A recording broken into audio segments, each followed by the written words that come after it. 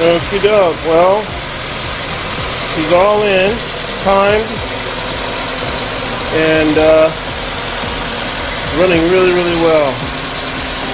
Got fresh oil in there. All the fluids are changed, and I'm very, very happy with the outcome. Got some minor issues. Had a little water leak. Had to change a gasket, and a little minor oil leak somewhere. I think I gotta change a gasket on that too. But other than that, it's really running well. Very smooth, and probably lasting for many, many years. Here's a little bit of a rev here.